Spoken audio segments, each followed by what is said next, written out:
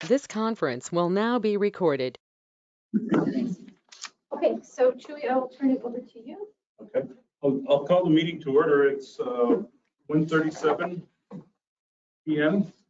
and welcome everyone that's on Zoom. I guess, is it Zoom or? It's GoToMeeting. Once I get more, once I learn more about Zoom, we'll move to that. Yes. More efficient. So everybody on GoToMeeting and everybody that made it here in person, thank you for being here and welcome. And it's been a while since we met, but we'll go ahead and recognize all our guests and designated alternates. Yes. And I'll go ahead and do the roll call. So we do have Vice Chairman Scott Reinhardt. He is present virtually. We also have Becky Brewster in person, Dave Hall in person, Randy Barker. If you can hear us, it'd be great if you could turn on your camera. He is virtual. David Etzold is virtual. Mayor Webb is virtual.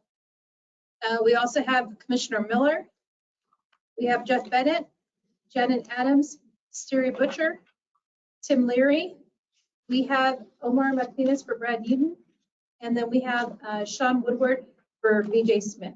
And then in terms of our non-voting members, I do see that Mr. Finn is present. And then we have Katie and Kevin from Texas Water Development Board. And then with USGS, so your name again? Greg Stanton. We have Greg Stanton. So I think that's everyone. Did I miss anyone else? Did I say Dave? I said Dave. You did. Okay. So that's what we have present today. We got a nice keyboard up there. Oh, there's, that's Mayor Webb. All right. Okay, turn it back to you. Okay. By the way, Just wave that. nice beard, David. Okay, we'll go to item 3, review and approve the minutes for the general meeting held October 21st of 2021. Before anyone takes any action, I do want to point out that I need to correct, Dave Hall is representing public, not agriculture. So I will make that And change. Becky Brewster representing municipalities. Yes, ma'am. Rick Tate's Isn't marked Rick as Tate public something also. different? I got Rick and Dave mixed up. So Mr. Tate is representing agriculture and Becky is representing municipalities. So I'll make that change. Rick Tate is listed. Okay. Thank you. Need a motion to accept the minutes? Yes, please. Yes, please. So moved. Second. The motion and a second. Everyone in favor indicate by saying aye. Aye. Any opposed? Motion carries. Annette, Yes, ma'am. I'm not on the list. You were not present at the October meeting and I didn't list you down. I'm sorry. Some of them have an extra. Yes, I overlooked your name, so I will make that. I want to be absent. Yes, ma'am.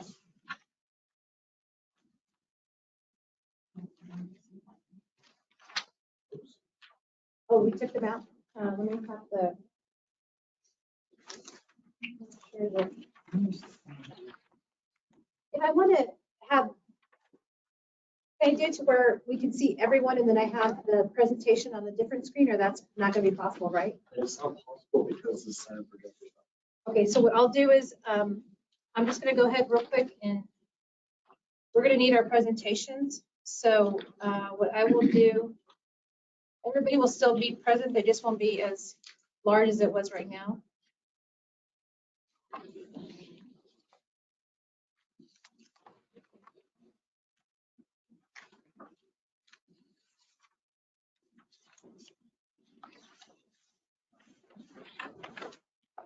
Okay, give me 1 minute. I'm just going to bring up the agenda so you all can follow it virtually. Okay. So I can't make it any bigger, right? This one? Do you want to share this on the side too? However you. So you can see it. So.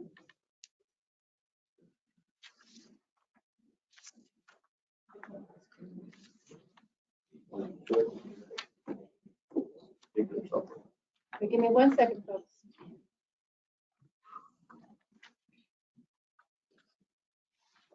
This one, right? No.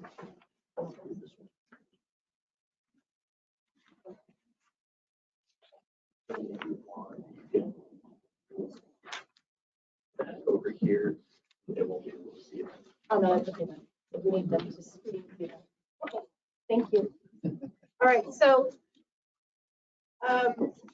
here's the agenda. So we've already covered, 1, 2, 3. yes, sir. So we're on number 4 now.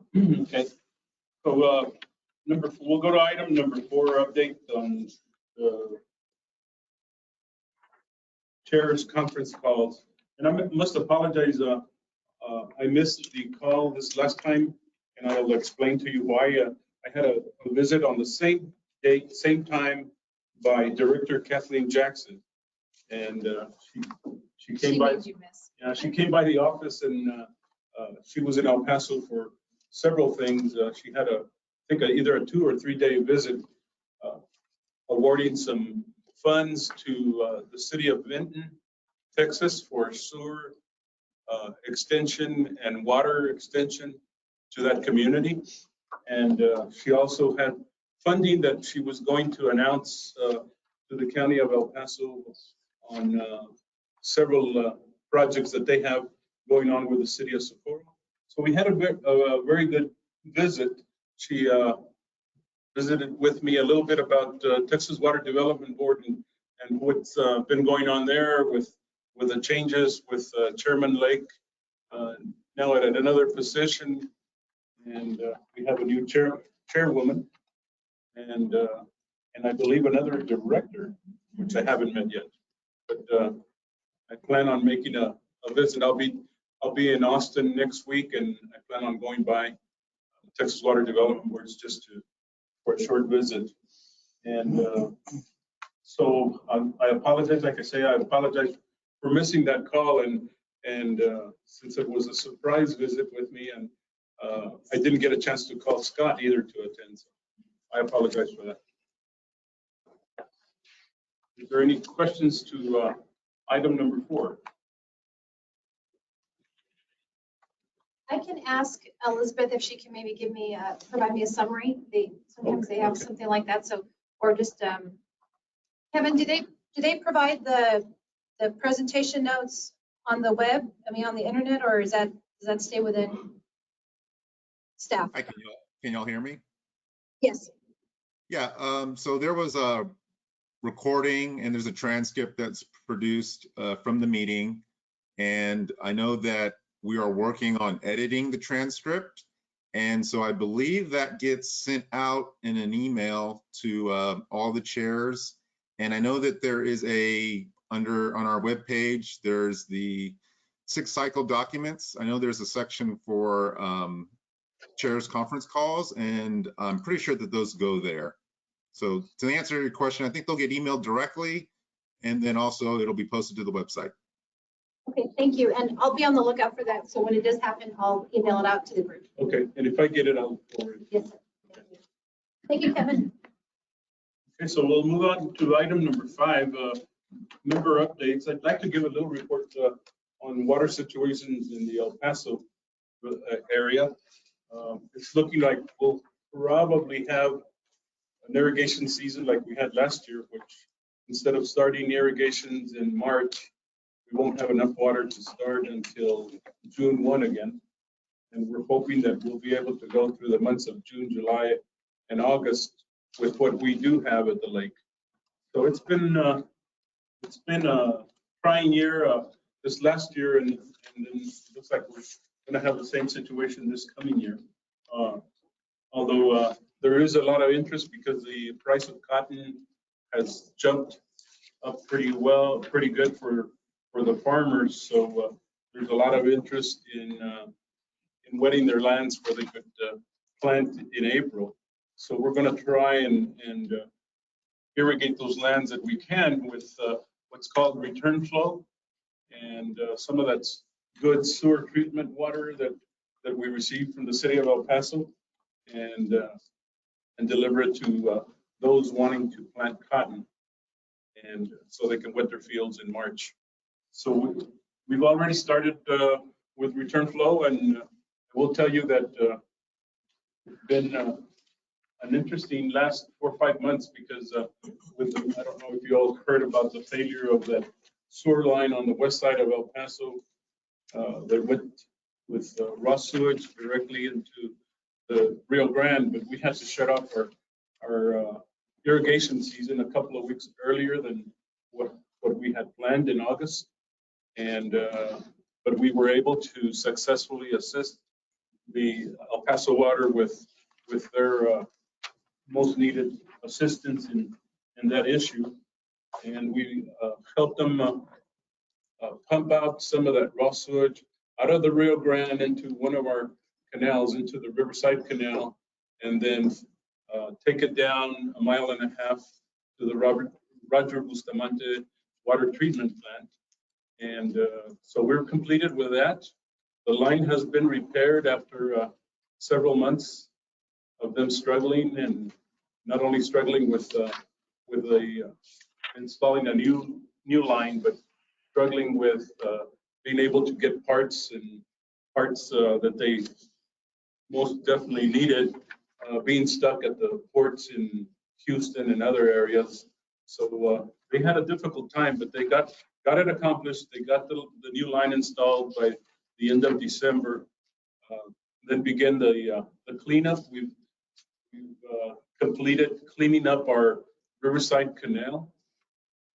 And so as of today, we were going to flush out the system back into the river and start moving some of that return flow water that the farmers are waiting on. So that's all I have to report for our irrigation season and our irrigation district.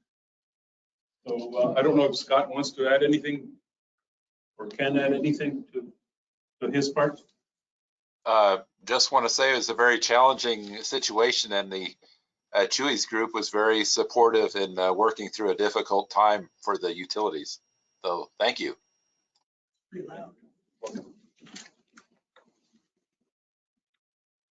Scott's got a loud voice. Anyone else, any other member that would like to give an update? I have an update. So I'm coordinating a groundwater investigation into base flows in Rio Grande downstream of Municipal Canyon and Big Bend National Park. Partners include the National Park Service and Sonora State University, and then my group, the Rio Grande Joint Venture. We'll be starting on March 26th. We're trying to get discharge measurements as many as we can between Municipal Canyon and Langtree in about 13 days. So it's beginning March 26th. That's generally low flow season, generally no thunderstorms, should be steady flows, should get a good number. Our previous work is estimated there's about 200,000 acre feet delivered every year from groundwater to the river to Municipal reservoirs. And the significant thing I think there is that, or two, I guess, is that a bunch of that comes in below the last gauge that the IBWC maintains at Foster's Weir, so it's not gauged. And second is all that water is really important in the salinity balance for Amistad Reservoir.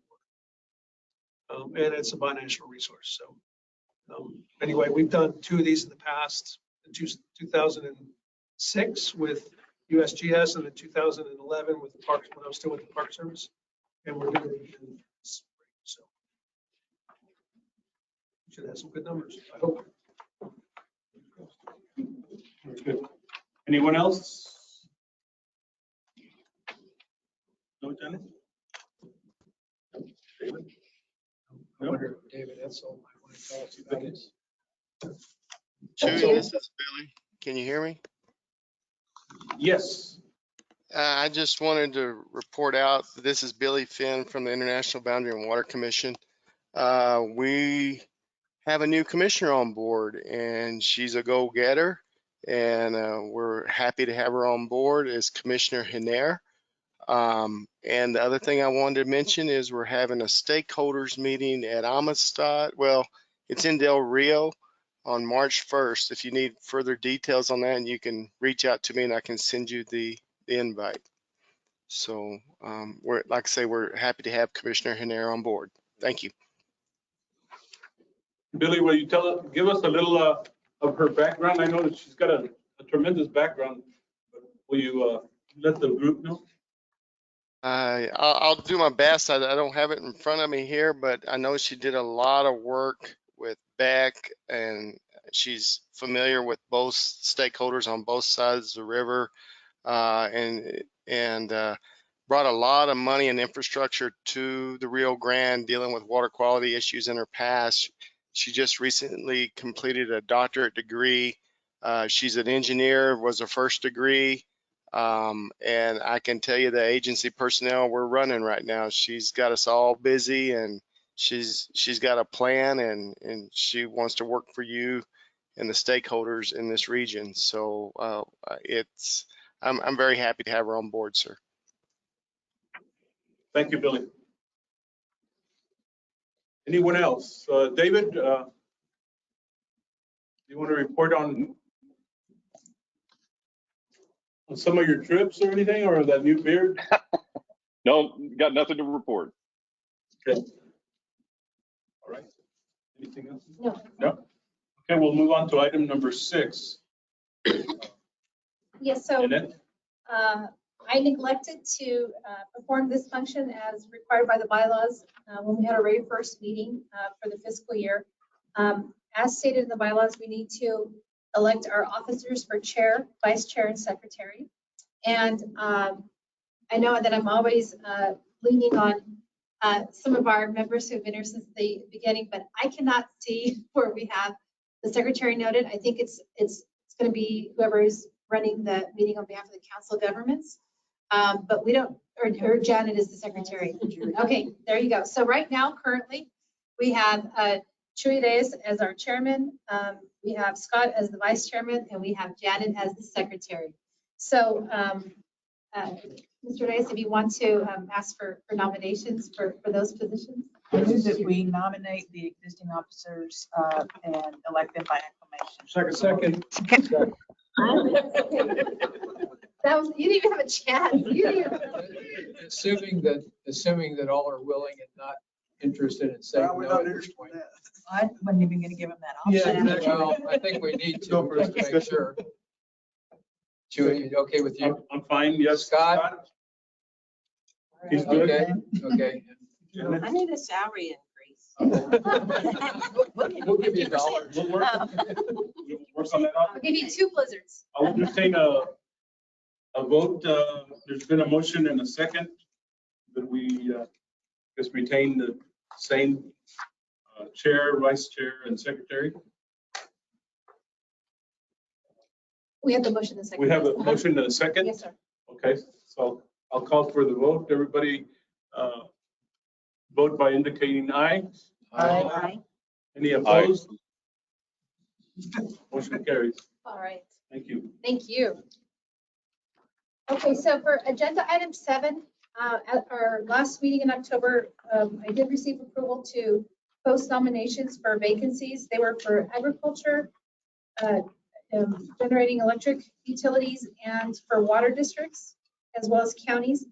And you can see in your packet, we only have 1 submission, and that is for the water district. And you'll see that that has been, a nomination has been made by Mr. Reyes to appoint Gerald Grijalva, who's the general manager for Lower Valley Water District, to serve on our water planning group for the purpose of water districts. And so we will still need to post for the other vacancies if we can. I would ask if you all would allow for us to approve this item, and then I'll talk about the other items that I'm going to be requesting for consideration. Motion to approve. Second. There's been a motion and a second. Everybody vote by indicating aye. Aye. Any opposed? Motion carries. I will tell you that Mr. Grijalva has been attending our meetings and is very interested in participating in the Far West Texas Water Planning Group. He replaces Jemed. Yes.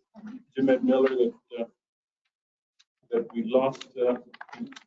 Decided not to seek re-election, and I think Mr. Grijalva will do a good job for us.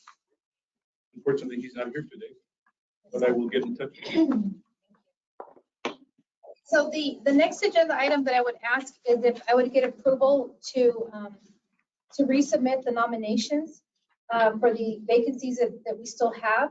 And so just as a reminder, the vacancies, again, are going to be for counties, for generating utilities, for tourism. So those are the three. And I already have one individual who has submitted a nomination, a self-nomination. We haven't posted it yet, but I don't know if the group would ask that this person resubmit under the timeline as we have posted, or if that would be acceptable for consideration. So that's something I think is a bit of a gray area. I don't know if anybody would want to have a discussion on that. Which one is it? For counties. I'm not asking for you all to vote on that position, just if that nomination that I have electronically would be considered with the bunch, or if I need to tell that individual to resubmit only after we post. Are they replacing Michelle? For counties, we never had a replacement for what was being utilized by El Paso County previously. But unless you need more things, I don't think we ought to ask them to resubmit. I don't know. Okay, all right, so I'll accept that one, but I'll go ahead and if I can ask for approval to resubmit the posts for those vacancies, and they will, as stated in our bylaws, they will need to be posted 30 to 45 days before you all vote on those nominations. So, Second. Okay, so Dave Hall and Commissioner Miller. Okay, there's a motion and a second. Everyone vote by saying aye. Aye. Any opposed? Motion carries. Okay, and I'll let Mr. Grijalva know. Thank you. Number 8, those in the virtual world, I'm not going to post the bylaws. I'm just going to discuss them. If I will send out the bylaws again through email, because right now this hyperlink doesn't show, it's broken, so you can't see the bylaws. Those who are here physically do have a copy of them. I would just ask if you all can take a look and see if there are any items that maybe you would want to be considered in terms of any sort of revisions. I can take that to the executive committee. I guess I'm using as a threshold the flood planning group. I do think that 30 to 45 days is a long time for posting. I don't know what you all think about that. If there's a reason for it when you first put those days in your bylaws, but I think it's a lengthy amount of time and it's hard to get people on. So perhaps if we revisit the bylaws, we can look at it. And then the other item is. Which section is that? I'm sorry. That's going to be page 3, section 4. It currently states that the planning group shall notify each mayor, county judge, water district, water supplier, and water rights holder in the planning area and post notice on the website selecting nominations for a successor, identifying the particular interest for which nominations are sought, stating the conditions of membership, delineating the method for submitting nominations, and establishing a deadline for submission of nominations between 30 to 45 calendar days from the date the public notice was first given. So that's, and I don't think we should take any action now on the bylaws. You all, we didn't have this, we didn't put an executive committee together to review it, but just maybe we can just have some thoughts on that, what you all think right now. And then the other one is there still a necessity to notify the water rights holders? We do that through mail. We don't have an email. We use the TCEQ database.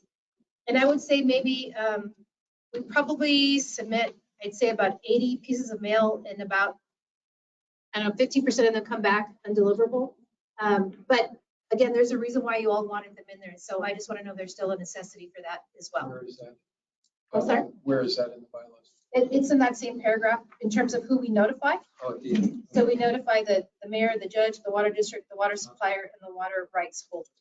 And then I know some of these things we did were based on direction from the Water Development Board at the time that we were created, and nothing's been changed. So I don't know if those reasonings still exist coming down from the Water Development Board or not. So that's a good point. I didn't think about that part. What I can do then is, if you all, because you have so much time on your hands, go ahead and review the bylaws, see if there's anything that maybe seems not relevant anymore. You can email it to me. We'll put that on a list of items to look at, and then I'll get with Elizabeth to see what items should be revised as per new rules. I know that we may want to change our, the one section where we talk about the agenda, because now we have to post 7 days in advance. It's not 3 days. That's a requirement from Water Development Board. So maybe we want to make that revision. And then the other item is, again, I think purposely there's not a set number of individuals per industry that you want on the planning group, but I just want to check in to make sure that we have enough representation from each of these industries. So what I'll do is, once we set our next meeting, I'll make sure that we set an executive committee meeting so we can go through this, and then we can present this as a group. But is there anything from the group right now that sticks out that you would like me to take a closer look at right now? If not, then we can do it at a later time. So we're ready to move to Yes, sir. item 9, Texas Water Development Board update. I guess Kevin Smith is going to. Yes, and I'm going to turn the controls over to Kevin. Thank you. Okay, so it should be coming to you.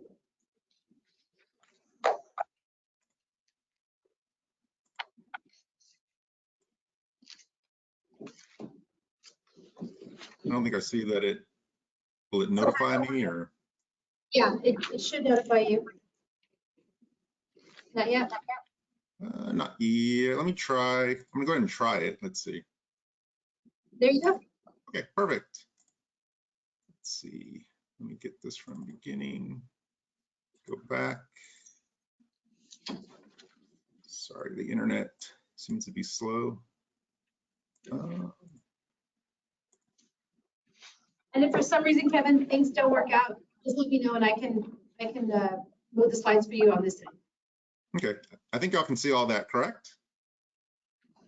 Everybody's good? Okay. So like as Annette said, you've probably noticed Annette is out today. I'll be subbing for her today. So for the water board update, I'll just start with item number 1 there, the regional water planning rulemaking. So I'm sure y'all are familiar that there have been some revisions, amendments, changes to chapters 357 and 358. Those govern the regional water planning process and then the guidance principles for regional water planning. Those come mostly from, some of those are just clarifications of existing rules. I know that some of them are input from stakeholders, and then some of them are direct responses to bills that came out of the last legislative session. That last bullet there under item number 1 is a link to all of the rules. I won't cover them all, but I'll mention just as a refresher, kind of some of the big ticket items that I think will affect the planning groups specifically. As a reminder, the requirement for the IFR, the infrastructure financing report, is no longer required. The groups also won't have to submit the surveys out to the WUGs. That was chapter 9 of the past plans. The groups will also no longer have to do prioritization of the projects. That was kind of an attachment to the plans. That's no longer required. There is a new requirement that the planning groups review previous strategies to see if they're still feasible. So we've updated our rules to just provide some guidance on how you document that. I know that there was a request that since taking out a strategy could cause unmet needs, or it could cause, unmet needs, that typically that was going to be a major amendment, and now we're going to let that just be a minor amendment, because we know that there are big notice requirements that are a cost and just administrative, extra work for the planning groups. And then I think the other big one was that The rules are clarified to state that the planning groups they do have the option to plan for situations, droughts greater than the drought of record. They've always had that ability to do that, but the rules are just kind of clearly crystallizing that for everyone. So our board, they did approve those amendments in December. And so that triggered a comment period, which you see there, closed January 31st. When kind of the rule package is put together so for our board, when they meet and finalize those, all of those rules are kind of summarized, and all those rules all those comments do have to be addressed as part of the rules being finalized. And we do anticipate that going to our board sometime in the spring of this year. And again, there's a link there to all those rules if you want to check those out. So item number 2, the draft demand projections. So I'm sure that most of you all are aware, the planning group did receive last month draft projections and supporting materials for livestock, manufacturing, and steam electric. The second bullet there says that the deadline to request revisions for the non-municipal demands there are for July of 2023. Now, irrigation and mining, I think those will be released to the planning groups, I want to say in August of this year. And so I think that July 2023 deadline is applicable to those non-municipal projections as well. And then that last bullet there, just a reminder that the data was sent to the planning groups. It is also available online, and I think that if you go there's even a interactive dashboard that could help you look at that. So try to go to the, oops, sorry. Too many clicks.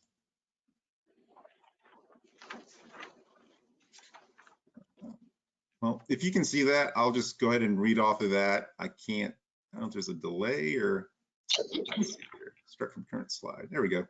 So the final item there, number 3, the regional water plan contract amendments.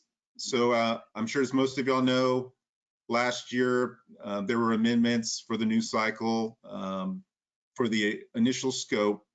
I believe those were tasks 1, 2, and 10. So this year we anticipate to have an amendment the summer of this year, and that'll basically just have all of the tasks for the regional water plans. That bullet number 2 there, it states that anticipate having the total project costs for the full contract amounts. It'll also update the full scope of work for all the contracts. And then we'll also update the exhibits, which are part of the contract. Exhibit C, which discusses just everything on putting the regional water plans together. And then Exhibit D, which just covers the database, the things you would need to do for the accompanying information with the plans that go into the database. And I think that's all that I've got. So if you've got any questions, I'd be happy to answer those. And everybody who's, real quick, I'm sorry, I got it mixed up. You'll see the slides on 10, not 9, so I apologize for that. Are there any questions for Kevin? I've got a question, Kevin. You Sure. mentioned in the first section for the rule changes that there would be no prioritizing of projects going forward. Can you go into that in more detail? We've spent a lot of time in the past talking about which projects are most important for this region. Sure. So my understanding is that, kind of speculating here, but I think some of it was there was some feedback that it is a lot of work for the planning groups. I could tell you that so that prioritization, how that works is that list, when projects come in for SWIFT funding, the board will get like abridged apps and applications, and then part of the scoring is from the prioritization from the regional water planning groups. And I know that the actual percentage that went towards scoring really wasn't that high. I want to say like it was like 5%. So it just kind of seemed like that for all the work that goes into it, It wasn't a huge chunk of the scoring. And then also, this is kind of me speculating, but as long as I've been kind of paying attention for the SWIFT program, I think there's always been enough funding capacity for all the projects. So I'm pretty sure that there's never been, a situation where there was we do a prioritization. It's based in part from the regional planning groups. There's basically always been money to fund everyone. That's kind of what I've seen. And so I think that's some of it also of why that requirement has been gone, is being removed. Kevin? Yes, sir. Yes, from our perspective, I would agree with that. It just seems like it's a lot of work, and any of your projects that you're really committed to working on, the state was really able to help fund. Now, hopefully I haven't just jinxed it. And then with this next cycle here, I know that I think we've got 17 apps in, which is quite a few. I think it's more than recent years. So I hope I haven't jinxed it. But from what I've seen, there's always been full funding capacity. And Kevin, I don't know if you'll be able to answer this, but we heard from Commissioner Jackson last week at the State Association meeting, and she was reminding everyone to make sure that they get their project information form submitted by March 4th. Is it March 4th, guys? Yes. It's by the first week of March. Can you talk at all about that in terms of just what the purpose of the form is and how it sets you up for funding? I think you're talking about for SRF, correct? I believe so. Is it just only SRF? I'm looking at Becky, or it might be for every project. And if you can't answer to it right now, that's okay. I'll get more information, but I just wanted to put it on everyone's radar. I just suspect that it's for SRF because we just had the deadline for the abridged apps on in February. And so we have in-house Swift abridged apps we're reviewing. But let me double check that deadline. So you're correct, there is a PIF that gets submitted, and then there's a process where you submit the abridged apps. I can double check that even once we get off of this agenda item, and I can look that up. Okay, thank you. But yeah, but basically how it works is if we're talking about SWIFT, the project has to be in the state water plan, which means it would have to be in a regional water plan. It has to have an associated cost. You would submit a PIF, which is a 2 or 3 page kind of, I guess it's called the project information form. And then eventually you would submit an abridged app, and then those would get reviewed. You would submit a full app. Okay, thanks. Yeah, if you have any other information to share before the meeting's over, that'd be great. Sure, I'll pull that up as soon as I get off of my agenda item. Okay, any other questions? Kevin, are you going to handle number 10 also? Actually, Katie, who is here, and I think her camera's on, is I'll be happy to let her take that one. Okay. I'll let her introduce herself. Okay, then we'll call on and go to item 10, Texas Water Development Board presentation. Katie, go ahead. Hi, everyone. Can you hear me okay? Can you see my screen? Great. Let me start this PowerPoint. All right, so my name is Katie Dahlberg. I'm the manager of the Projections and Socioeconomic Analysis Department, and I work with Kevin and Elizabeth in the Water Supply Planning Division at TWDB. And today I'm going to talk about the projections methodologies used in the 2026 regional water plans. So first, I will cover the projections process, and then I'll talk about our anticipated data release schedule, and then I'll jump into the methodologies.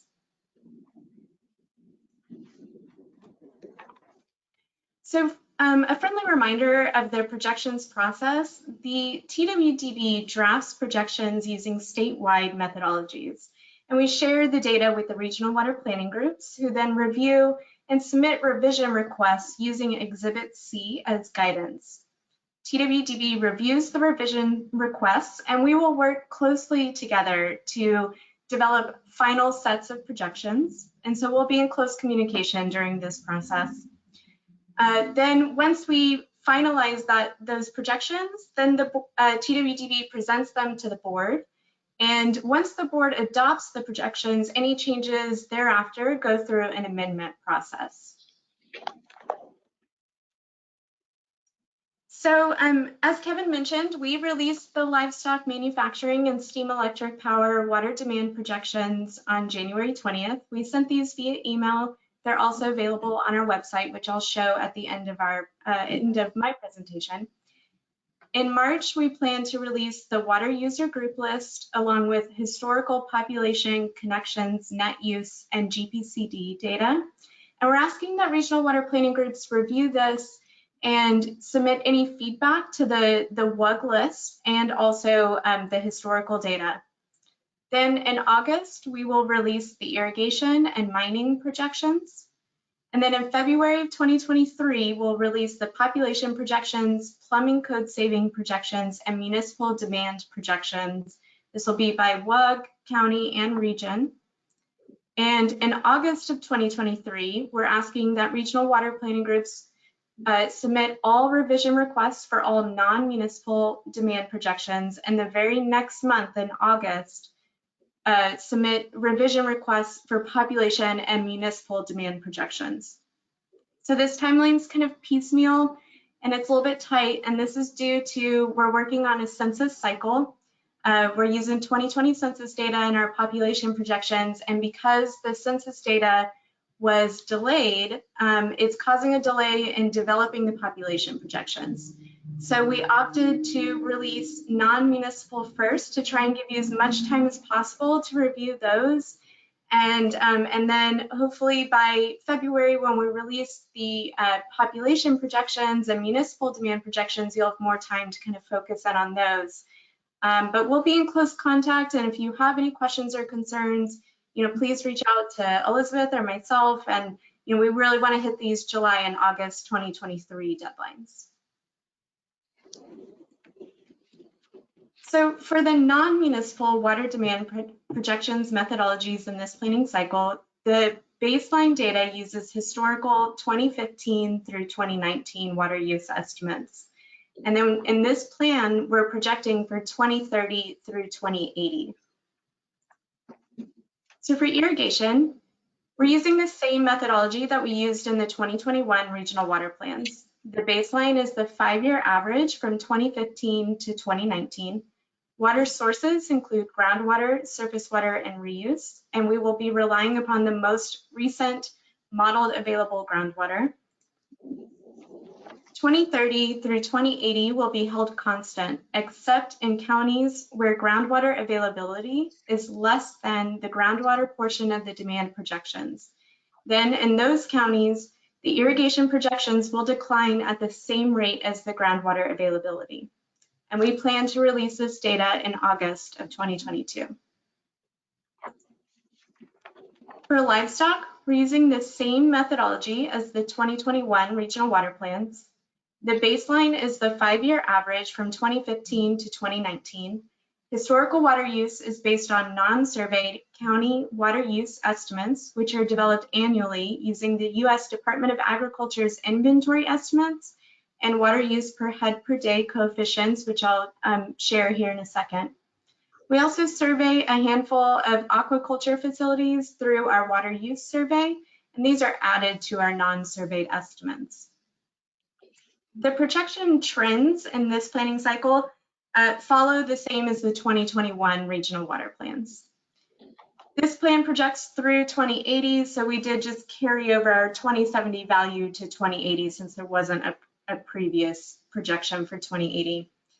And we released the projections in January. So these are the water use coefficients that we use. We recently updated dairy cattle, chickens, hogs, and goats. And we started this from 2015 to present. And the ones that we updated are highlighted here in this table. So this is what the draft projections look like for Region E. So to orient you to the chart, on the left-hand side, we have historical data from 2010 through 2019.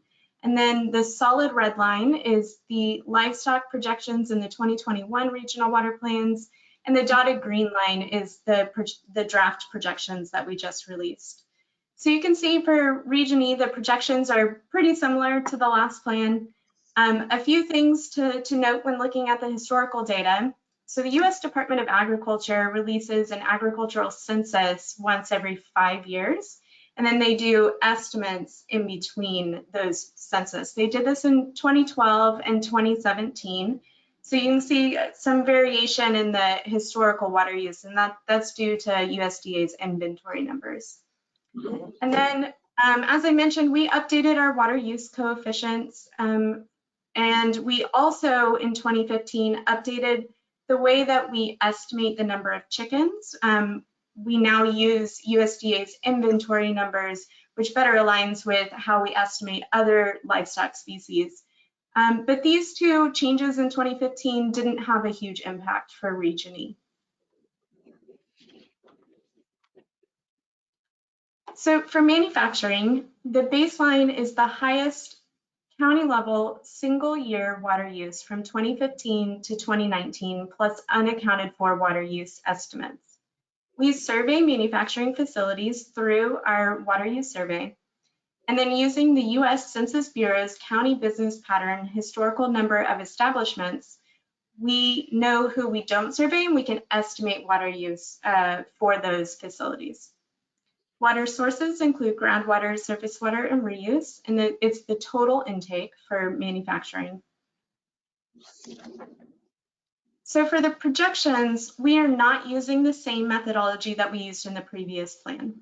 In this planning cycle, since the first projected decade, 2030, is more than 10 years from the baseline water use data, we're applying the statewide annual historical water use rate of change from 2010 to 2019 to adjust the baseline value to the initial year of projections, which is 2030. This is to account for any potential changes in manufacturing production and water use that may occur between the baseline years and that first projected decade. Then to project 2040 through 2080, we applied the county business patterns historical number of establishments, statewide rate of change from 2010 to 2019 to account for future changes in water use, and we applied this linearly. So let me show you what this looks like in Region E.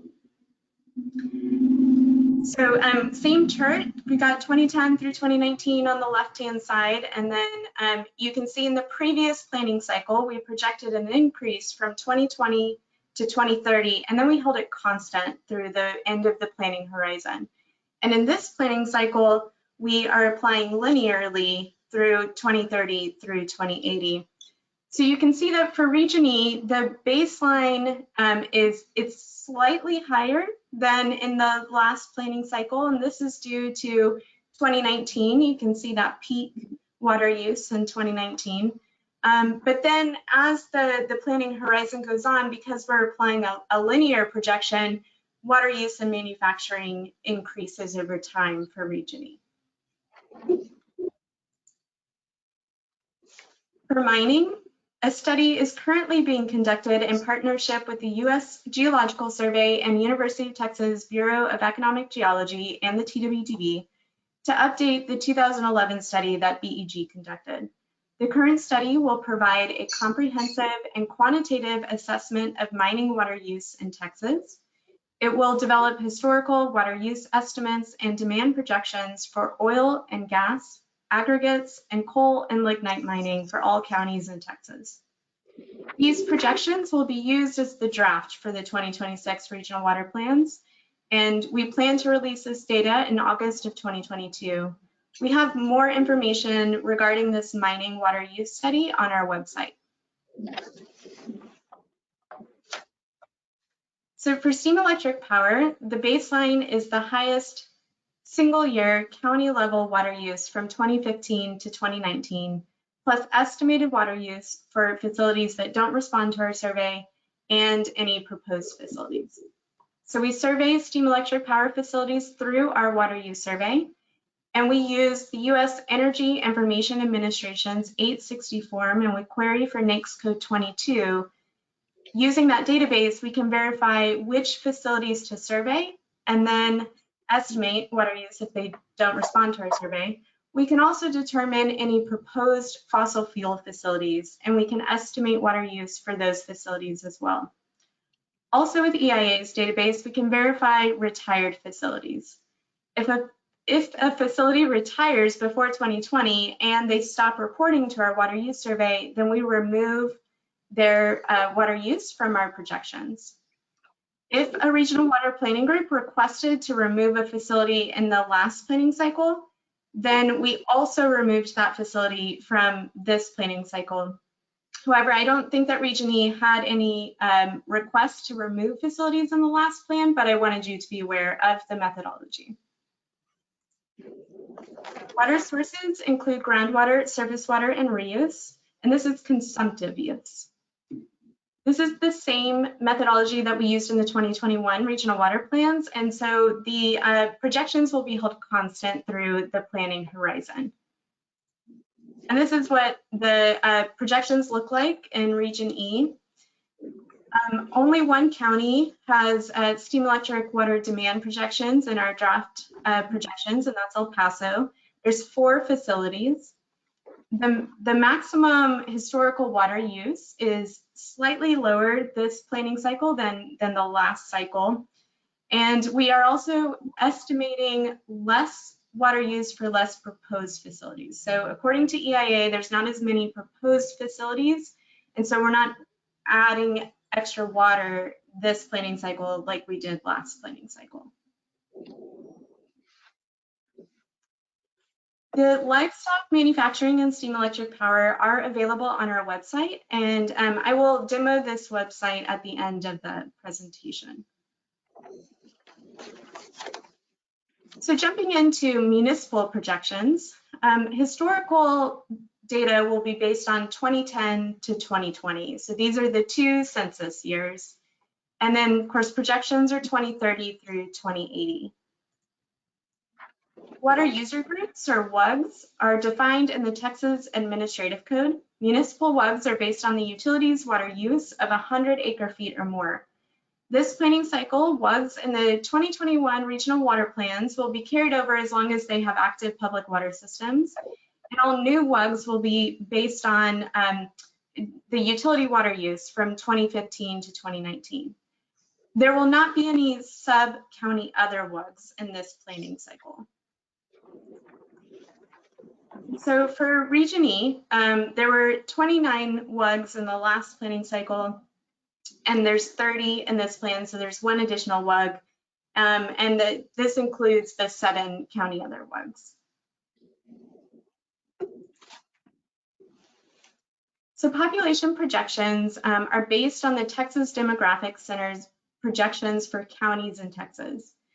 Due to the delay in the census being conducted and also the delay in the census data being released, the projections are being delayed. So we're working very closely with the Texas Demographic Center to review data, and we are encouraging them to produce 3 migration scenarios, the 0, the 1, and the 0.5. Once they develop county level population projections, then we will distribute them to the WUGs. And we'll be using the WUG's historical 2010 to 2020 share of growth or share of population to disaggregate that county level data. A major difference this planning cycle, if a county's population is projected by the Texas Demographic Center to decline, then the TWDB's county population projection will also decline.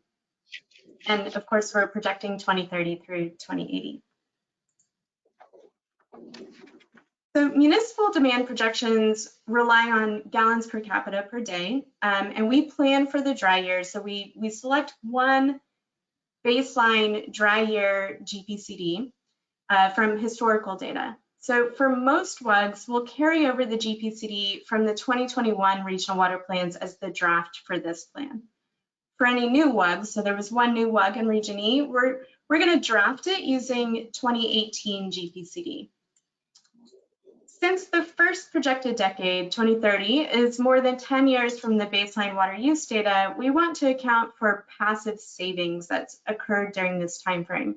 So we are going to estimate plumbing code savings and remove it from that baseline GPCD. And this is to account for passive savings that's occurring, between potentially 2011 or 2018 and the first representative year of 2030. Historical water use comes from our water use survey, and the sources are groundwater and surface water. And we will be releasing all of this data, the WUG list, historical, population, net use, GBCD, and also the baseline GBCD next month in March for regional water planning groups to review and potentially revise. So plumbing codes are laws that mandate the water efficiency of appliances and fixtures. And TWDB projects plumbing code savings as part of the municipal demand projections.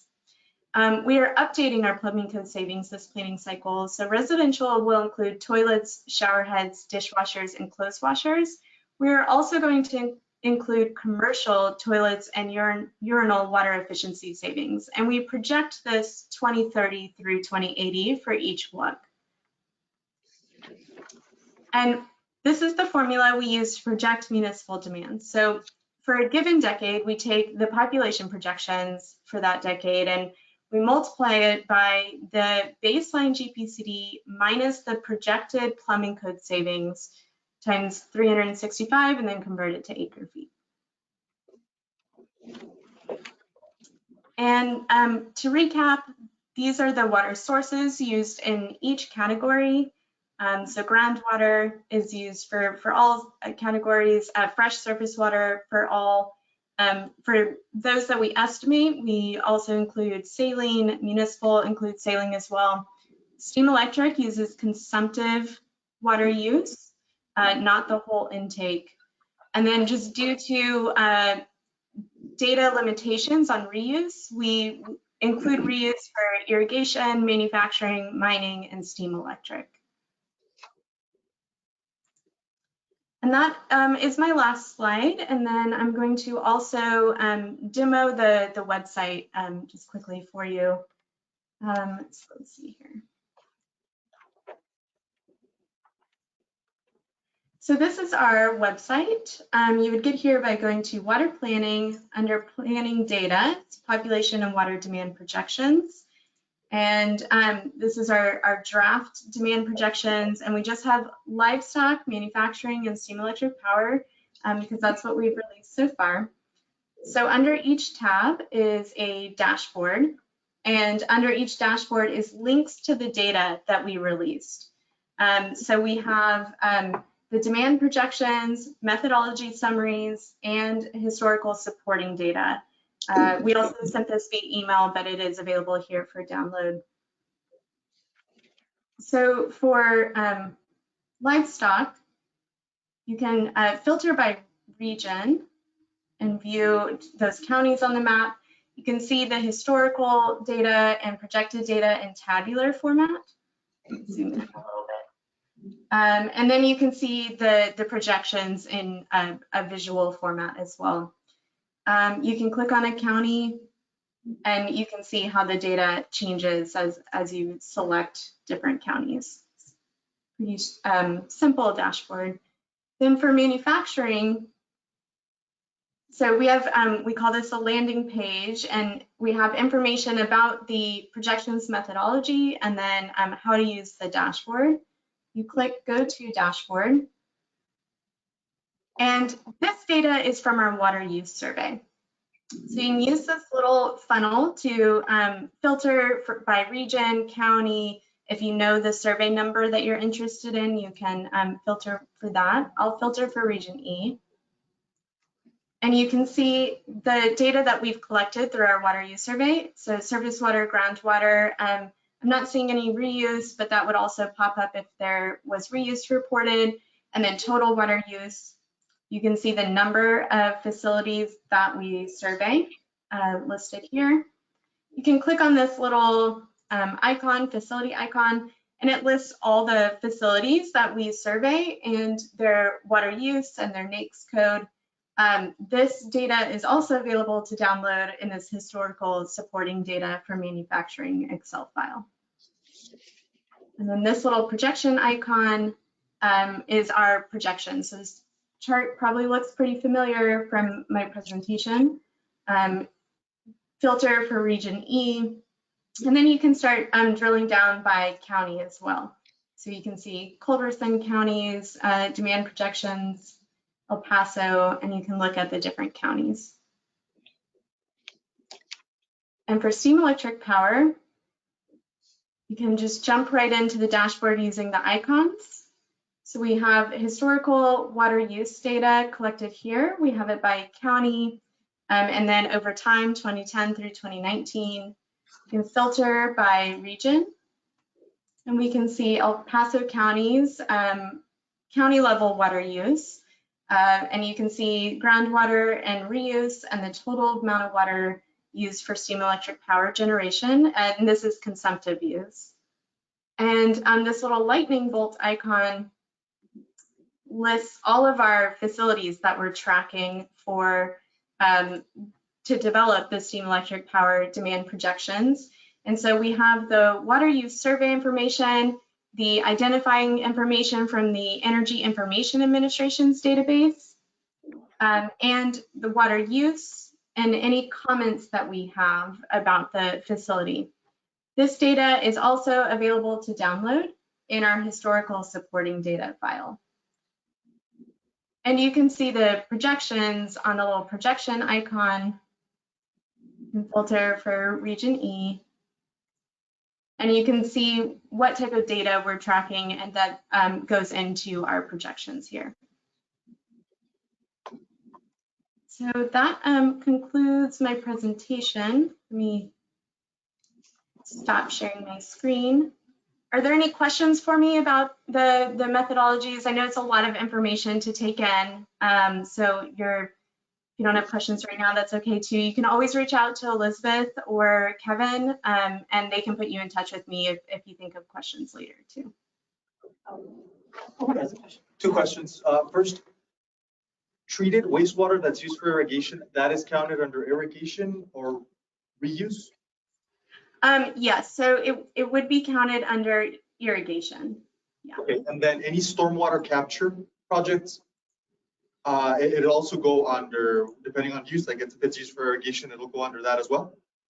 Yes, and yes, it will go under irrigation. We do not survey irrigation facilities, so this would be estimated numbers that TWDB staff come up with.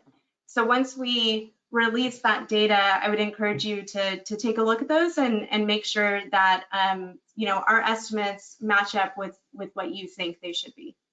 Thank you. Any other questions? Scott, did you have anything? No, I do not. Anyone else? No? All right. Thank you, Katie. Appreciate it. Thank you, Katie. Yeah, thank you. We'll go on to item 11. Presentation by Jennifer. Yes. All right. And I can put the slides. Yeah. So welcome everybody back to our first meeting in person. It was so neat to be able to travel by car. We did that today and not by plane, and had some of the most beautiful scenery as the sun was coming up. So I'm excited to be out here in your backyard. Before we begin, I'm gonna give Andrew a moment to kind of introduce himself, give a little history about his niche and specialty. I think everybody here has had a chance to kind of shake hands and meet him, but not everybody on the to-go meeting. So Andrew has come on to this cycle as a support to me. He was on our org chart as my deputy PM. And so Andrew, I'll let you go ahead and introduce yourself. Hello, everybody. My name is Andrew Feigenbaum. Jennifer and I will hit 10 years at WSP together in March. Texas PG, focused on water resources. Started out on the remediation side of things, and then as I progressed, I realized I wanted to be on the clean water side. So about 3 or 4 years ago, switched over to the clean water group within WSP. Done a lot of work with Scott Reiner on some projects in Hudson County back in Scott was at 2014, 2016, that 2 or 3 year period there. So, the West Texas is kind of my playground as being a geologist. So I'm out here as often as I can. And I know the area very well and was really excited to be a part of Region E because President's Day weekend, I would have been out here anyway. You wanted to do Big Bend. Yeah. Really looking forward to meeting everybody as the years go through and getting to know everyone a lot better. Awesome, thank you. Okay, so the first part of the presentation is just to kind of talk about where we're at with our planning schedule. Last time we met, we kind of were doing our, yeah, you can stay right there. We were doing our kickoff, and it's where, we were selected as the consultant. So just to kind of give everybody an overview of that, in July, the Water Development Board and the COG executed a contract for the initial scope of work. And the items highlighted in yellow here are the pieces that have been funded in this initial scope of work. And it appears, as Kevin has went through his PowerPoint presentation, everything's going to be funded come the summer of 2022. So we'll get the funding for the remaining tasks and can move through those tasks as, according to the board's schedule. And then in November, the COG and WSP did finalize and execute their contract. And so then I quickly turned around and executed a contract with Reason Nichols, our sub-consultant. So we've got everything locked in and we're ready to roll. I feel kind of bad because some of the information we're covering is an overlap to what the board presented. And of course, the board's got these fancy dashboards. So just don't pay any attention to my bar graphs and tables. But you'll notice if you go to your agenda item 12 packet, these tables and bar graphs are going to kind of accompany our water use categories section. So as we get into that, just know you'll probably have to flip to some of those other sheets. And so you can switch to the next slide. Yeah, that one's fine. So what are we going to look forward to this year? So again, in January, the board did release some of the non-municipal draft numbers. We got our livestock, our manufacturing, and our steam electric. And then in March, they're going to distribute the WUG list, historical population, DPCD for municipal WUGs, and we'll have to review that against what we had in our previous plan. July is the deadline for the groups to request changes to that WUG list. And then in August, we'll get the last part of our non-municipal water demands. So that will be irrigation and mining. One thing to note is they are requiring us to have any kind of revisions back to them with regard to the non-municipal piece by July of 2023. So that is a whole nother year away. But, if we find the data doesn't seem to sync well with what we know to be true and we need some modifications to be made, we need to start that process with the board probably earlier rather than later, have all that solidified before their July 2023 deadline. Jennifer, I just got a question. Mm-hmm.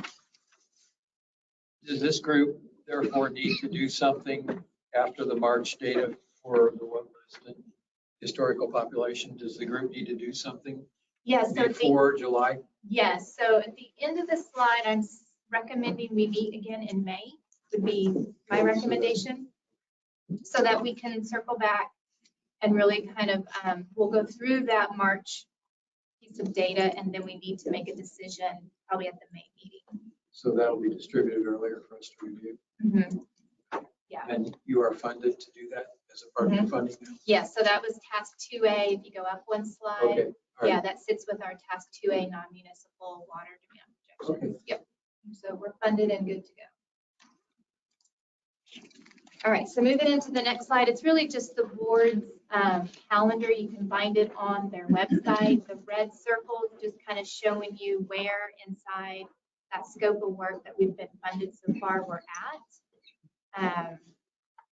And from what I can see with where the other regions have scheduled meetings, we're kind of ahead of the game. So we're in good shape. Any questions on the scheduling, upcoming data releases, things of that nature at this time? I do have a question. So when each of these are released, it'll trigger a meeting? Doesn't necessarily need to trigger a meeting. So what will happen is we got our January data. Consultants need time to kind of do some data analytics on it, present, then here we are in February. We'll get more data in March. We can have a meeting April or May. And then that will meet the deadline for July. And then we have more data coming in August. So it's up to the group if you want to try to keep a quarterly frequency or pace review. You know, I mean, I'm flexible. But the way I've got it structured right now, we're capturing the work that was released in January. We're going to go over right now. And then we'll get more information in March, which we can cover in an April or May meeting. That means our July deadline. Then more information comes in August, so maybe we do a September meeting. You know, so we just need a little bit of time to synthesize the data as consultants. So we're prepped and ready to go when we come back out to you. Okay, so in each of these processes, you have an intent to brief us at that meeting and get a decision at that same meeting? Not necessarily a decision, because we're needing to meet a, what was it, a April deadline or a July deadline? July. So the April meeting or May meeting, we probably need a decision on the March release. So let me think how that's going to work.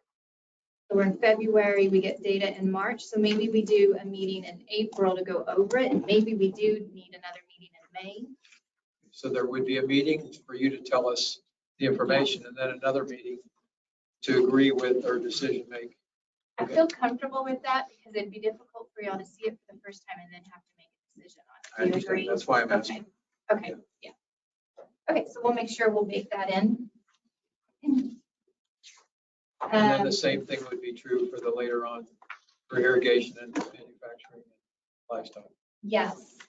Yeah, so, yeah, livestock and manufacturing and steam electric, I'm going to present today. And none of those changes have to be back to the board until July of 2023. So we've got lots of time to make sure we're okay on that. Yeah.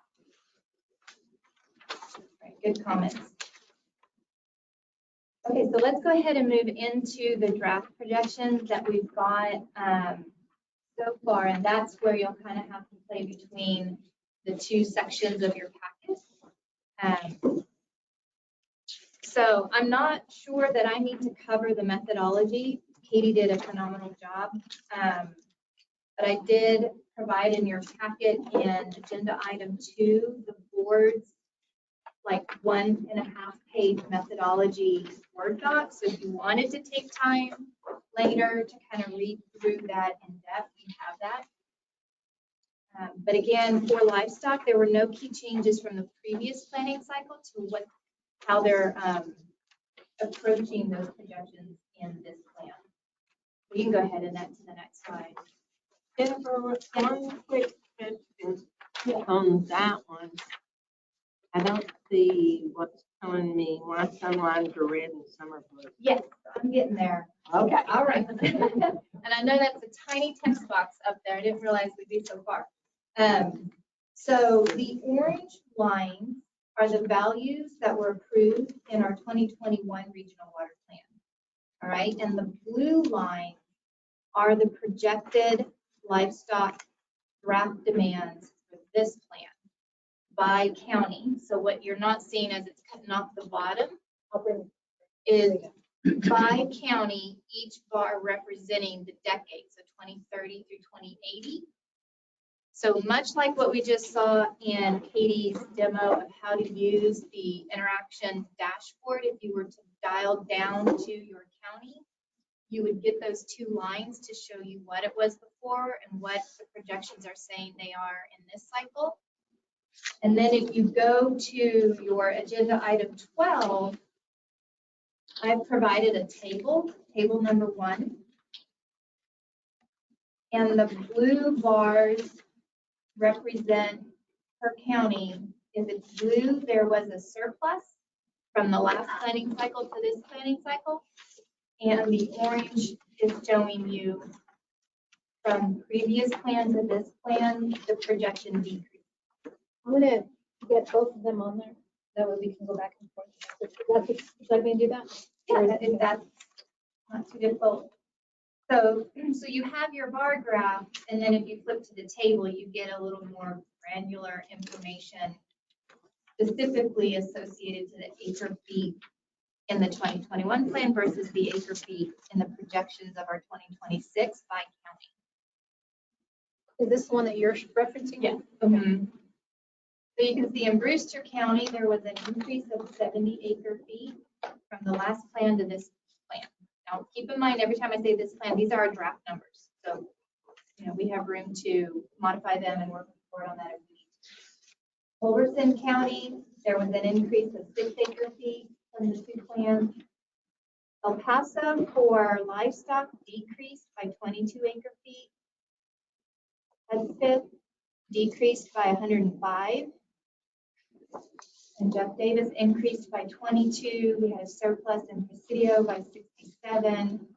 Carroll County had a small decrease by 14 acre feet. Overall, totals for the region, we have more water for livestock by 25 acre feet in this plan than we did in our last plan.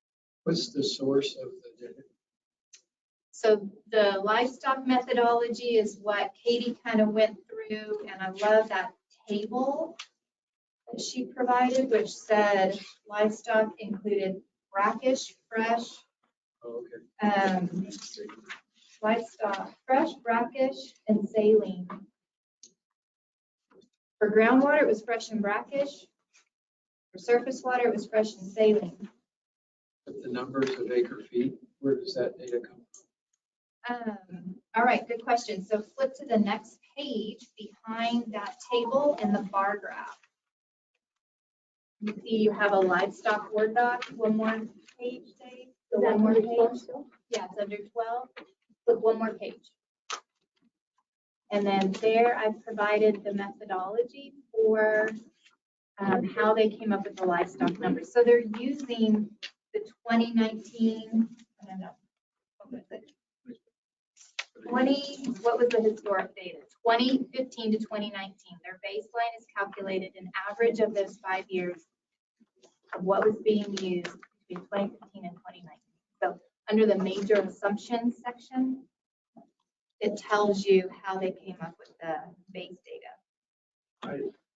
I ate lunch with Albert. I know you don't care about that, but he talked about him having to sell all of his cattle because of lack of forage. And that was recently, this year, last year. Okay, so in 2020, 2021, rather, 2021, I wonder what kind of an impact that had on the whole region if people in this area had to sell their cattle, and what kind of impact that's going to have on future water projection use. If that's happened throughout the region. That's why I'm asking where the data came from. Yeah. Do we still have our water development workbooks? I just wondered, is there anybody keeping track of those kind of sales to compensate for drought? Yeah, let's ask Katie. Yeah, so we rely on the U.S. Department of Agriculture's inventory estimates. So they do surveys to livestock ranches and variety of people, businesses, and so that's where they estimate their numbers, and they release that at the county level, and then we use that and then we add in our water use coefficients, and that's how we get the water use. So it is based on U.S. Department of Agriculture's. I will also add that we are just now working on the 2020 livestock inventory and water use estimates. We will not be doing 2021 until next year. So we're always a little bit behind on our estimates, for all the data to be collected first before we start estimating. So I don't know what impact that would have just yet. Okay, well, that answers my question. So there's a lag. So there's about a 2-year lag. Okay. Right. Is there any place in Texas that keeps these numbers? So not for cows that I'm aware of. Chickens are, which I don't think are very big in Region E, but the Texas State Soil and Water Conservation Board helps monitor chicken numbers.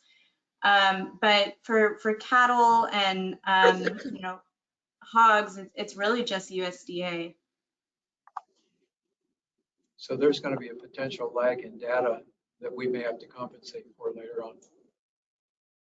And one of the things we could do, Dave, is when we're drafting that chapter 2 in that section that speaks to livestock for this region in particular, we can make that note. We can say that the region is experiencing, not necessarily wait for the data to catch up before we present it in our plan. We can write a paragraph. I'm happy to work with you on that, or Mr. Yeah, I Miller. don't know if it's just this county or if it's the whole region. It's the region. It's the region. A lot of people are destocking, right? I mean, all your neighbors are from here to Hudspeth County. Yeah. But the other side of that is, if it rains good, the numbers are gonna go right back up. Well, it's hard to go back up quick though, right? Back in. It's hard to go back up quick. Well, not real quickly, but they will. Yeah. Okay, well, I guess the lag will compensate for that, though. The lag will compensate for that. Okay. We're 20 years into a drought, there's no sign of it changing. So you're right. I mean, how is drought calculated into these projections? Because Good question. everything I've seen is that we're not expecting it to Yeah. anytime soon. Yeah, so did you hear that, Katie? Yes, so we do want to plan for dry year. That is kind of, as y'all know, the purpose of these plans. We do also want to rely on most recent historical data. So that's why our statewide methodology, the methodology that TWDB uses, is the most recent 5 years.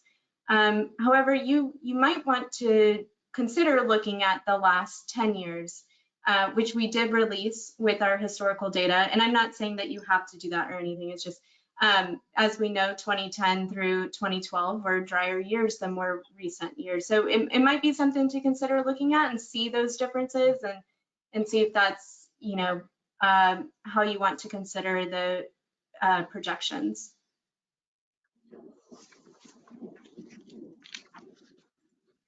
Okay. We'll make a note of that. Maybe up to 2010.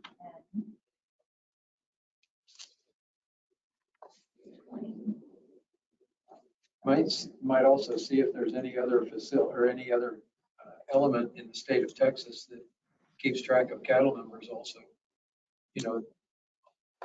Current numbers. Yeah, that's a good idea too, because USDA is also, they have lag in their data as well. So it's not just our estimates. Of course, we're a little bit behind them because we have to wait for them to release the data. But they have that lag also. So that's a good idea to look and see if someone's keeping up with more real-time data. Right.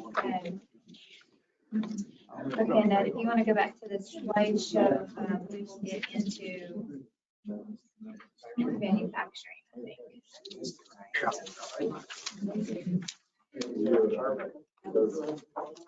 We can skip the methodology. I think he covered that. Let's get down to our region. Yeah. Yep.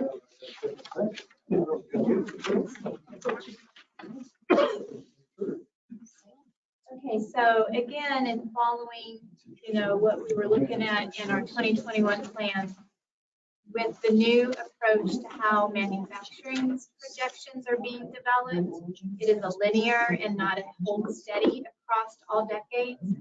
So the orange is representing what we were carrying in our 2021 plan, and the blue bars is that linear approach being proposed for the 2026 plan.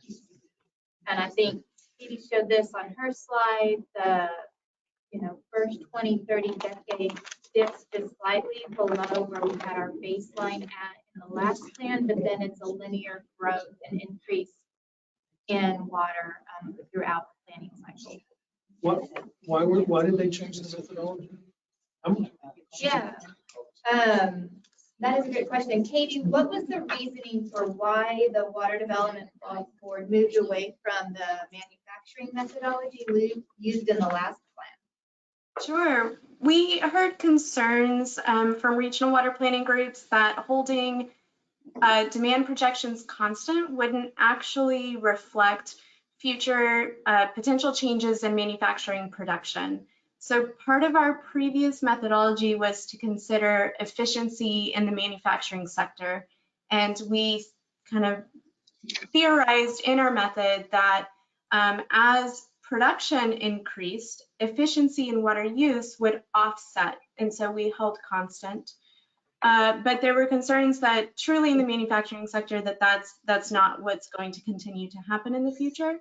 So we changed the methodology in response to that. Okay. I have a question on how is Blue Origin calculated or figured in this whole overall water plan? Within Culberson County. Blue Origin. That's the spaceport. Yeah, basis. They build Manufacturing rockets and have testing, and they have these big things. They got on-site housing. Yeah, and Culberson didn't show. They built a big RO plant. Yeah, they've got, Yeah, they well, use a lot of They're water. not using it because somebody told them. Okay. Yeah. Katie, did you hear that? Blue Origin in Culberson County doesn't look like I got picked up in the data. Yeah, I'm not seeing that either. I'm only seeing Guadalupe compressor station with very, very low water use, like 1 to 5 acre feet. So it sounds like there might be water use in manufacturing that TWDB is not aware of. And if you guys could submit data to us showing us their water use, that would be extremely helpful so that we could, start surveying them. And then also you can submit revision requests for adding their projections to the manufacturing water demands. Okay. Are they sharing their data? Do we know how much water they're using? Summer. She's there right now at Blue Origin. I know. Yes, Is that something that Blue Origin would share? Is that something you can find out? I will look into it. I don't want to put you too much on the spot, but since you're there. I will look into it. You said there's at least 300 people living there. No, you're misunderstanding. There's people that work here, but that doesn't mean they live on site. They live in Van Horn, so that information would be picked up on the municipality reporting. Okay. But they build rocket engines.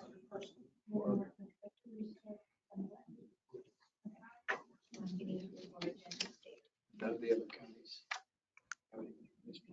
I will look into the rest of the request.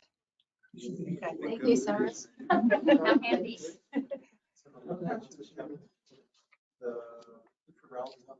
Okay, if anyone's halfway interested, again, in agenda number 12, the manufacturing is broken out in a table.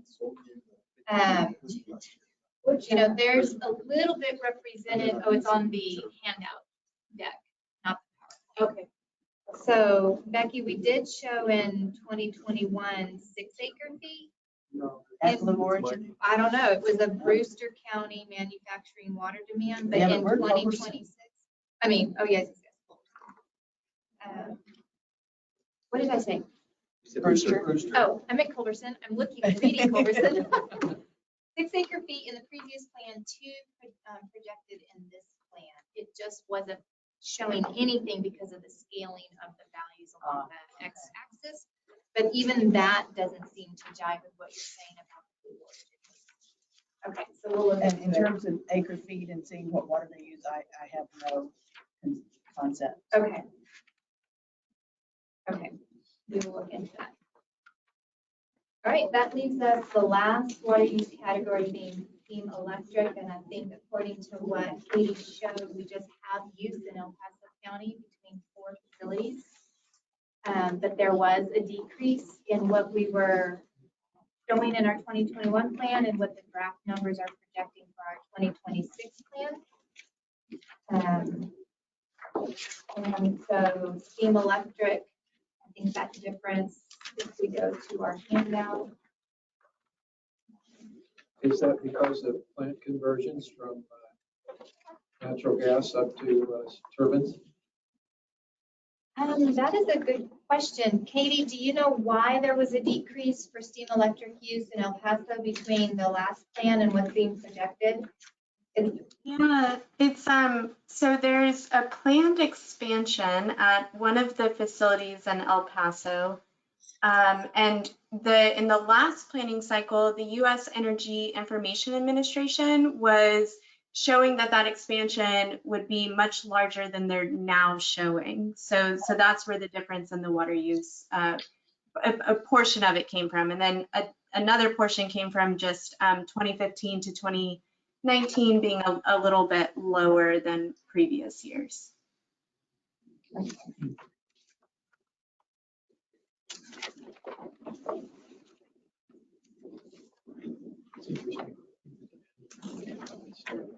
Okay, yep, next slide. So, right now the data from the Water Development Board is very limited to just the 3 water use categories and the projection numbers. Looks like Andrew and I have some homework to do, so we'll be coordinating with the appropriate folks to kind of dive deeper. But Chewy, based on the release of information, I'll leave it up to you and the group when you want to set the next meeting. Can we do that on agenda item 13? So that we can also schedule executive committee.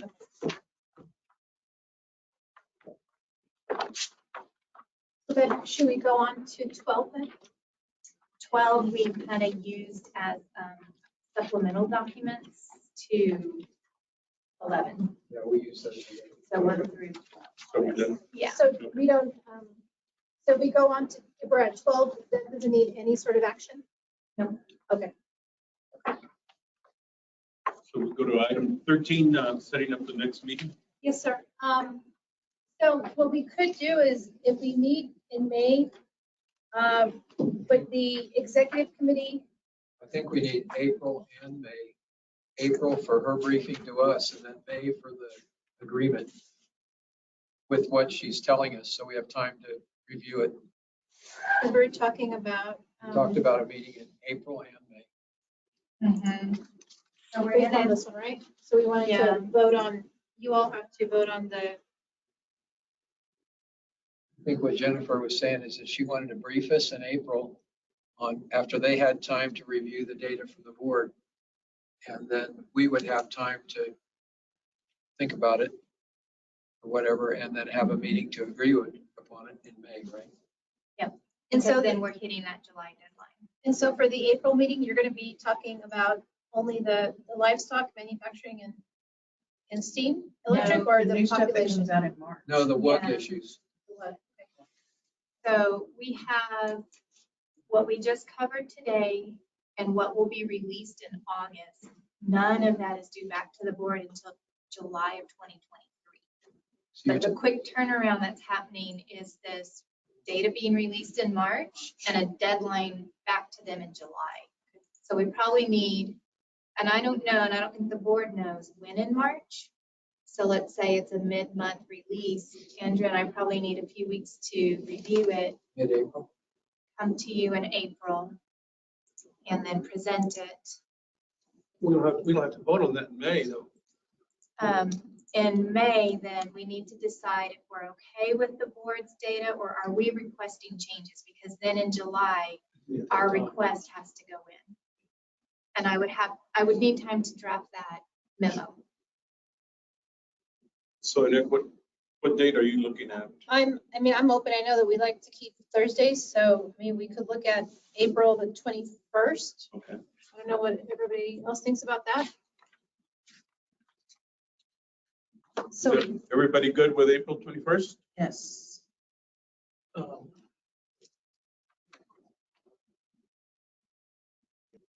Yes. okay, so maybe if we can go ahead and, if we look at April as the 21st, if we meet again in May, that would be the 19th. Because I know the following weekend, or the following week is a Memorial Day weekend. 19 May. David goes fishing in Alaska. Yeah, we can't interrupt him on that. Yeah, I'm out that week. 21 April. How about 19 May?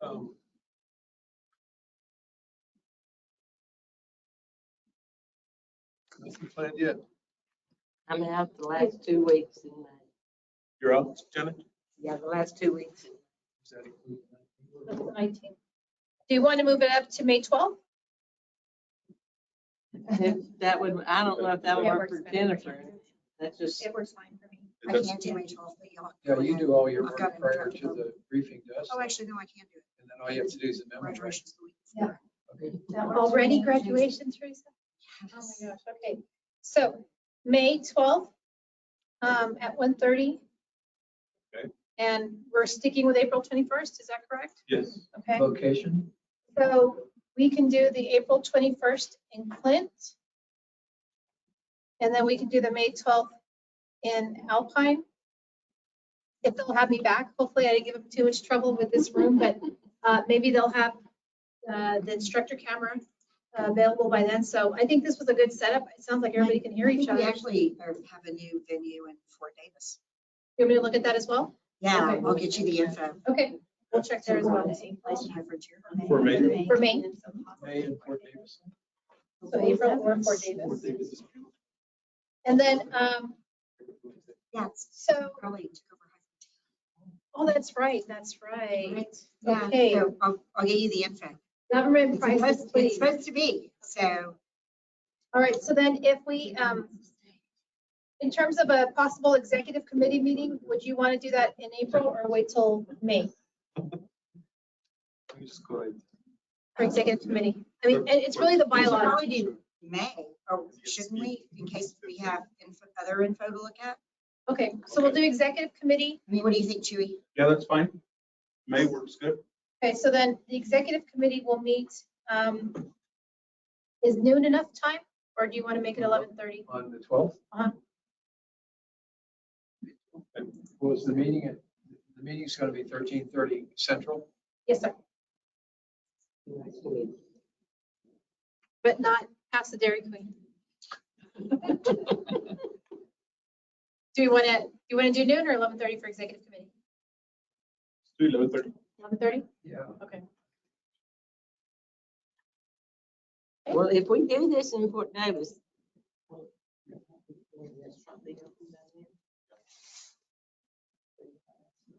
Are we still considering an April meeting? Yes, sir. So David, we've got April 21st at 1:30 Mountain Time in Clint. And then we're looking for May 12th at 1:30 Central Time, either in Alpine or Fort Davis. And so now we're just solidifying the executive committee meeting, which will be on May 12th at 11:30 Central. Central. At either location, we Yes, don't know. to be determined. Yeah. Okay. All right, I think that if there's anything else. And we'll be able to do lunch in Fort Davis. Yes, we'll get that figured out. Hopefully it's all at the same place, but we'll figure it out. Okay. Probably won't be sandwiches. Probably be enchiladas. Sounds good. Then our last agenda item will be to adjourn. Hey, wait. Hold on. Oh, Kevin's back. I forgot. Kevin, I realize we know each other, so we'll talk later. But, Yeah, well, it's been a while. Yes. Just to follow up on your question, so the deadline is March 4th. And what Director Jackson was referring to was for the SRF, for the drinking water and the clean water. So that is different from SWIFT. But I'll run through that. So how the state revolving fund process works is there's this thing called the intended use plan, which is the IUP, and you have to submit the PIF, which is the planning information form, by midnight, March 4th of this year. And so basically getting on that IUP, it's a list that prioritizes projects, and they have a scoring criteria for drinking water and for clean water projects. But what's important about that is that's where most of the, or actually pretty much all of the, or the majority of free money is, grants and subsidies and stuff like that. And then in this particular cycle, there's that federal Infrastructure Investment and Jobs Act.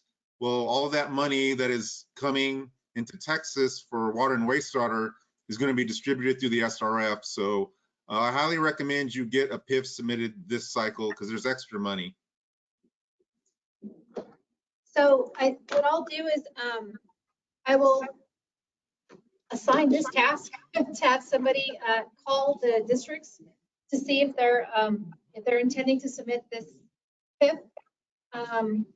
Because I think many of our communities have identified water, wastewater is a major priority for them. So if they don't get this form in, then they're already out of luck with this additional funding. So I'll check. And Omar, can you talk a little bit about how much is involved in putting that together, that form? You will, putting together an application from scratch is not that simple. You will need some preliminary engineering numbers. So it's something that you have to dedicate a couple of weeks and a full technical team to put together the initial application. After that phase, you have plenty of time for engineers to figure out the finer details. But they should. I think it takes more than one person a couple of weeks to do a PIF. Depends on the project. Now, if you do just like a basic submission, here's my very basic information. What the TWDB will do is get back to you and say we need this additional. So that form has to have the project already identified? What do you mean by the project already? Well, the project information form, what you're turning in on March 4th, you're already identifying your project. It already has all the specs laid out. No, again, very preliminary stuff, which you have an option to correct later on, but you do need some numbers. Yeah, like, and then what we're using is our capital improvements plan. And the different items that are on there, Kathleen said, throw all of them in that we don't have otherwise. So basically everything except the EDA grant application. And do we think that maybe what was submitted as priorities in the plan that you all put costs to, would that be enough to enter in the project information form? I need to go back. I need to go back and to see exactly there's a couple of check boxes that ask you the level of engineering and those details. I'm sure you can use it as a basis, but I'll have to go back and really look at the application to see. It will cover like 80-85% of what's being asked out of that form, and there might just be a little bit that's needed, like Omar is saying, that's a little more granular than what the project is. So I'm thinking like in Sierra Blanca, we can convince the district to. Well, the district, I don't think is eligible to apply. Can they, or does it have to be the county? Is it just? Kevin, who are eligible entities for these funds? My understanding, it's going to be, public or political subdivisions. I mean, I heard something about a water district that I think that absolutely would be eligible for a drinking water, clean water SRF. They're not going to be able to pull their information together. It does take some effort, like a concentrated effort. It's not too difficult, but really. I think at least as a base, there's information already available through the plan. And so, and it's just the PIF that's due by March 4th. But then the next application isn't due until when? You know, Kevin? So the PIFs would go in, and then from that information, I think they put together that intended use plan. And so what happens is they prioritize the list, and you know how much money they have. And so there's like a cutoff line. It's called the first, I forget what it's called, but if you make it above that cutoff line, you'll be able to get grant money, free money. And then that's when they send out invitations for the full applications, just to that in the first cutoff list. That's right. Okay. Yes, Janet. These projects are the ones that we listed in last water plan. Right. We're not talking about new projects. These are the ones. They don't have to be in the plan. No, they don't have to be in the plan. Funded? Not To get for SWIFT funding, they have to be in the plan, but to get this other, it's any water and. Build Back Better funds. This is federally. And I only mentioned the most recent plan that's been approved because that can give you the data that you need to get that form turned in if you're short on time. But it's not a requirement that you only pull it from them. Yeah. Okay. Well, this is exciting. A lot of work. Okay. All right. Oh, Kevin, was there anything else you wanted to mention? I think that's it. Thank you. Anything else from the group before we entertain a motion to adjourn? I don't have anybody here. to give. Someone's gonna have to do it. Our motion giver is left. Yeah, Wow. Commissioner Miller just made the motion. motion. Seconded. Okay, There's a Jeff Bennett. second. All in favor, say aye. Aye. All opposed? Motion carried. All right, thank you so much. Appreciate it, virtual world. Thank you.